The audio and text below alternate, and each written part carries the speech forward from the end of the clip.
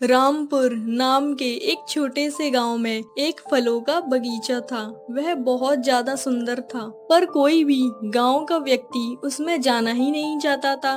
लोगों का मानना था कि उसमें एक जिन्न रहता है, इसलिए कोई भी उस बगीचे में नहीं जाता। पता है रामू भाई, गांव में क्या बातें चल रही हैं? वो सोनू है ना, उसकी कल रात को मौत हो गई। अच्छा, मुझे तो लगता है ये उसी फल के बगीचे का परिणाम है। सबने उससे मना किया था कि तू मत जा, फिर भी वो उसमें फल तोड़ने चला गया। अब कुछ भी हो रामू भाई, मैं इस अंधविश्वास बात से तो पर्दा उठाकर ही रहूंगा, चाहे अब मेरी इसमें जान क्यों न चली जाए। चल भाई सुरेश, अब घर चलते हैं, शाम हो गई है। फिर शाम हो जाती है और सब अपने अपने घर चले जाते हैं। फिर अगले दिन ही सुरेश की मौत हो जाती है। अरे नहीं, ये भगवान।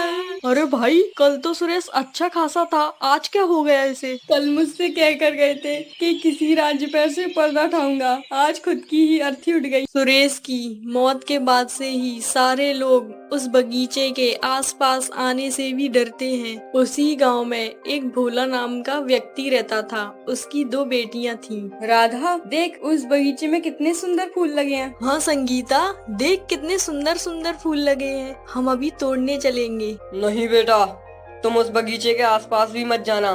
तुमने सुना नहीं कि उस बगीचे के अंदर एक गुफा है और उसमें एक जिन रहता है, और जो भी उस बगीचे के आसपास जाता है वो जिन उसको मार देता है।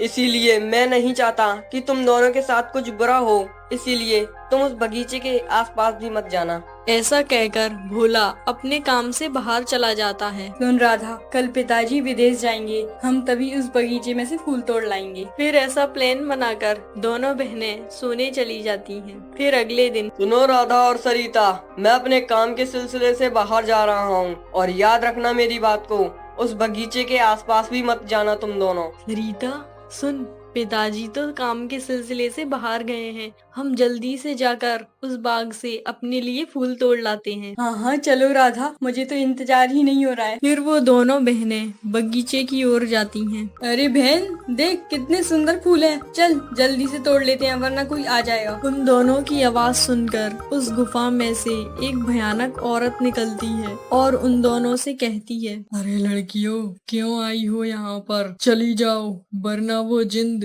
तुम्हें मार डालेगा। फिर वो दोनों उस भयानक औरत को देखकर बहुत डर जाती हैं। हम यहाँ पर फूल तोड़ने आए थे, आप यहाँ पर क्या कर रही हो? चली जाओ यहाँ से, कोई फूल नहीं तोड़ेगा। फिर वो बूढ़ी औरत वहाँ से चली जाती है। कितनी डरावनी थी ना वो औरत। तू रुक, मैं अभी आती हूँ। मुझे लगता है वो बुढ़िया हमको पागल बना रही है, उस गुफा के अंदर कोई नहीं है। फिर सरिता ऐसा कहकर उस गुफा में जाने लगती है। कोई है? कोई मेरी आवाज सुन पा रहा है? कौन है बाहर? मुझे बाहर निकालो।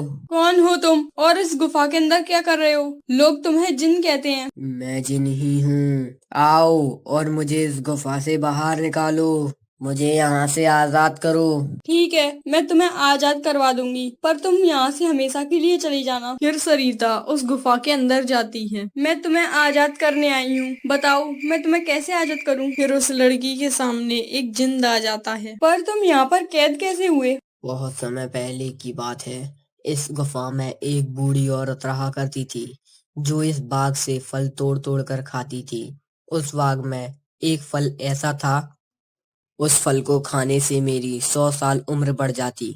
मेरी फल पे ही नजर थी, और एक दिन वो बुढ़िया उस फल को तोड़कर मेरी गुफा में ले आई, और मैंने उस फल को उस बुढ़िया से मांगा। सुन बुढ़िया, ये फल मुझे दे दे, इसके बदले मैं तुमको 2 वरदान दूंगा। ठीक है, तो मेरा पहला वरदान ये है कि ये बाग हमेशा के लिए मेरा हो जाए, और दूसरा वरदान ये है कि तुम हमेशा इस गुफा में ही रहो, जिससे तुम्हारे डर के कारण कोई भी गांव वाला इस बगीचे में ना आ पाए। ठीक है, लाओ वो फल मुझे दे दो। उस फल को खाने के बाद मेरी उम्र तो बढ़ गई, पर मैं इस गुफा में ही कैद रह गया। मुझे यहाँ से आजाद करने के लिए तुम्हें उस बुढ़िया की कोठरी में जाना होगा, और वहां से सबसे अलग दिखने वाला फल लाना होगा।